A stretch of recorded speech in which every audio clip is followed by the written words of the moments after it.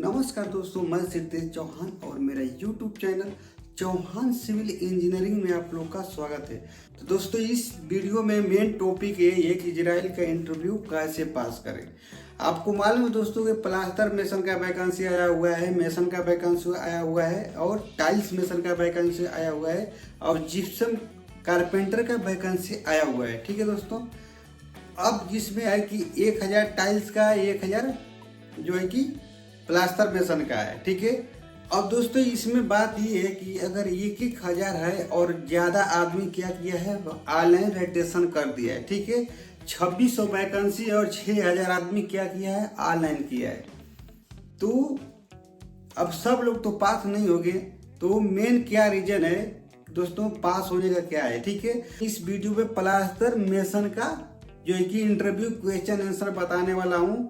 ठीक है दोस्तों, अगर आप ब्लॉक मेसन है, अगर आप मेसन है, टाइल्स मेसन है, तो आपको पीडीएफ चाहिए क्वेश्चन आंसर, तो आप कमेंट करिए और आपको पीडीएफ आपको क्या जो है कि इंटरव्यू के समय में आपको पूछा जाएगा, मैं आपको पीडीएफ भेज दूंगा। ठीक है दोस्तों, अब डिटेल बात करते हैं प्लास्टर मेसन का। जब भी आप प्लास्टर मेसन का इंटरव्यू देने जाएंगे दोस्तों, तो सबसे पहले बात यह है कि आपको प्लास्टर करके दिखाना होगा। ठीक है, 2.5 फीट का वाल दो रहेगा, बीच में कॉर्नर रहेगा। ठीक है, उसको प्लास्टर करना है दोस्तों, 1 मीटर हाइट रहेगा, तो उसको प्लास्टर करना है। तो वो क्या करना चाहिए, आपको क्या क्या उसमें ध्यान देना है। तो सबसे पहले वो गोनिया में होना चाहिए, उसके बाद आपका प्लम्बम में होना चाहिए, यानी साहुल में होना चाहिए। ठीक है दोस्तों, और धार जो है कि बिल्कुल अच्छा होना चाहिए। ठीक है, अब उसके बाद जो है कि दोस्तों अगर प्लास्टर आप कर रहे हैं तो सबसे मेन बात है कि आप अपना शरीर पे जो है कि ज़्यादा कचरा नहीं करना, ज़्यादा जो है कि सीमेंट और मोटार नहीं पोतना है। ठीक है, अपना जो है कि हाथ और सब कुछ अपना साफ सफाई रहना चाहिए और हाथ तुरंत धोना होना नहीं है। ठीक है दोस्तों, प्लास्टर करने के बाद में वहाँ पे जो है कि खड़ा रहना है और आपके हाथ में ज़्यादा कचरा नहीं रहना चाहिए, आपके शरीर पर ज़्यादा लिपा पोती नहीं होना चाहिए, साफ सुथरा जो है कि अच्छा से प्लास्टर करना है, चेक कराना है। ठीक है, आपका वाल जो है कि सीधा रहना चाहिए प्लम्बम में, उसके बाद गोनिया में होना चाहिए। ठीक है दोस्तों, क्लियर हो गया। और प्लास्टर का थिकनेस कितना होना चाहिए दोस्तों, कम से कम 10 mm होना चाहिए। क्लियर हो गया दोस्तों।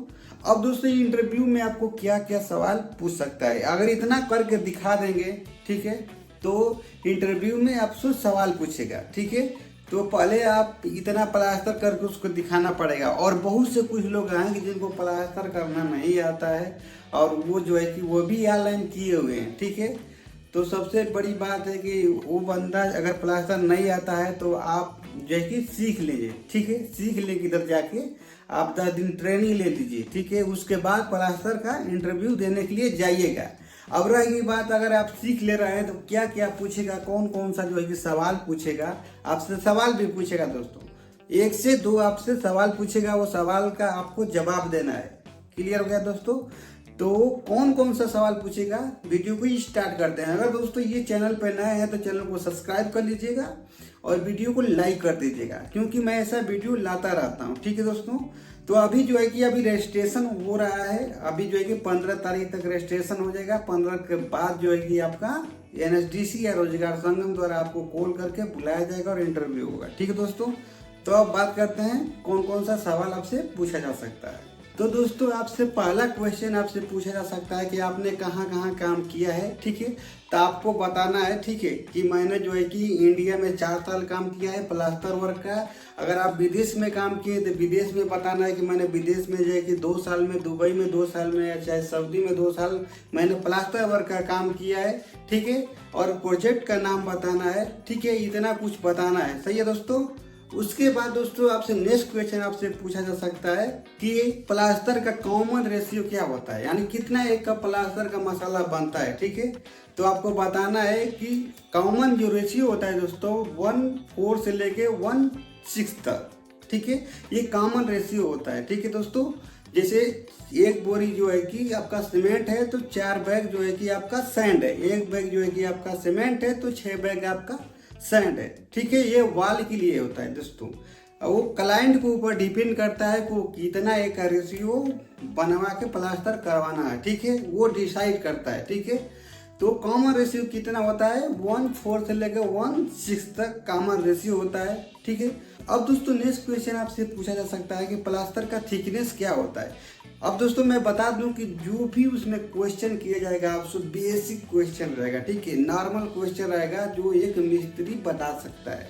ठीक है, क्योंकि वो लोग इतना सवाल जो है कि सरल से सरल पूछेगा कि एक नॉर्मल मिस्त्री रहेगा तो 100% बता देगा। ठीक है दोस्तों, तो जो है कि बेसिक क्वेश्चन पे आप लोग ध्यान दीजिएगा। ठीक है, तो इस क्वेश्चन का आंसर है दोस्तों, करेक्ट आंसर है कि प्लास्टर का थिकनेस दोस्तों अंदर और बाहर, यानी एक दीवार सीधा होता है, एक दीवार जो है कि उल्टा होता है।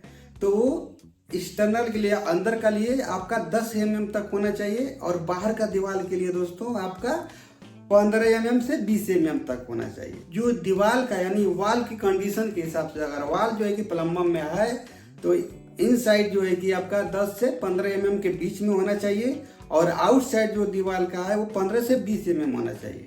ठीक है, दीवार के कंडीशन के ऊपर डिपेंड करता है कि प्लास्टर कितना थिकनेस रहना चाहिए और बाकी आपको बता देना है 10 से 15, 15 से 20 mm। ठीक है दोस्तों, यानी 10 से 15 क्या है इनसाइड और 15 से 20 mm आउटसाइड। क्लियर हो गया दोस्तों।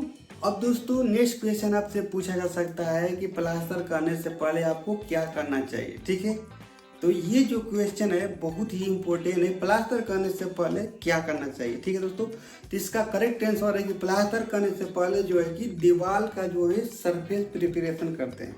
तो उससे भी पहले जो है कि दीवार को जो है कि क्यूरिंग करते हैं। 5-6 दिन तक आपको क्यूरिंग करना है, यानी तराई करना है। तराई हो जाने के बाद दीवार का सरफेस प्रिपरेशन करना है, यानी जो भी उसमें आपका वायर है, कीला है, धूल मिट्टी जो भी है साफ करना है। ठीक है, साफ करके उसके बाद दोस्तों जो भी कॉलम बीम है उसको जॉइंट पे जो है कि कॉलम है तो जॉइंट पे जो है कि फाइबर मेश लगाना है, यानी उसको मुर्गा जाली भी बोलते हैं, तो वो लगाना है। ठीक है, लगा के उसके बाद जो है कि घोल मारते हैं। घोल मारने के बाद दोस्तों यानी सीमेंट और वाटर मिक्स करके घोल मारते हैं दीवार पे। घोल मारने के बाद प्लास्टर स्टार्ट करते हैं। उसके बाद प्लास्टर करने के बाद उसको जो है कि 12 घंटे बाद उसको तराई करते हैं 7 दिन तक। ठीक है, क्लियर हो गया दोस्तों ये सवाल का आंसर। अब दोस्तों नेक्स्ट क्वेश्चन आपसे पूछा जा सकता है कि प्लास्टर में कौन कौन से टूल्स यूज किए जाते हैं, यानी प्लास्टर मेसन के पास में कौन कौन से टूल्स जो है कि होता है। तो अगर आप प्लास्टर, ये जो है कि ये क्वेश्चन का आंसर पूछने का मतलब साफ साफ है कि अगर आप प्लास्टर मिस्त्री हैं तो आपको टूल्स का नाम मालूम होना चाहिए। ठीक है, यानी प्लास्टर मेसन के पास में कौन कौन सा टूल्स होता है, करंडी होता है, स्पीड लेवल होता है। ठीक है दोस्तों, प्लम्बर होता है यानी साउल होता है। उसके बाद दोस्तों आपका पतरा होता है जिसको आप फ्लोट बोलते हैं, पतरा। उसके बाद दोस्तों आपका लाइन डोरी होता है।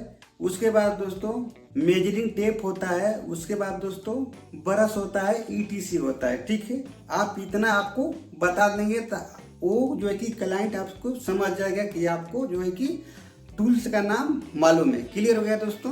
तो नेक्स्ट क्वेश्चन है दोस्तों आपसे पूछा जा सकता है कि अगर प्लास्टर करने के बाद क्यूरिंग कितने दिन तक करना चाहिए।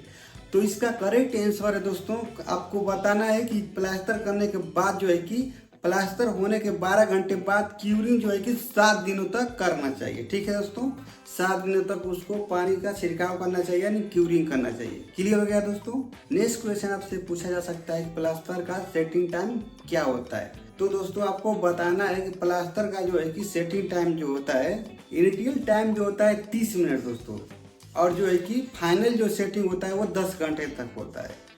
क्लियर हो गया दोस्तों। वो भी दोस्तों डिपेंड करता है सीमेंट के ऊपर, कौन सा सीमेंट है। ठीक है, सीमेंट के ऊपर डिपेंड करता है कि कितना मिनट के आसपास जो है कि वो फाइनल सेटिंग होता है 10 घंटे। ठीक है दोस्तों, तो नॉर्मल जो है क्या 10 घंटे तक फाइनल सेटिंग होता है। क्लियर हो गया दोस्तों।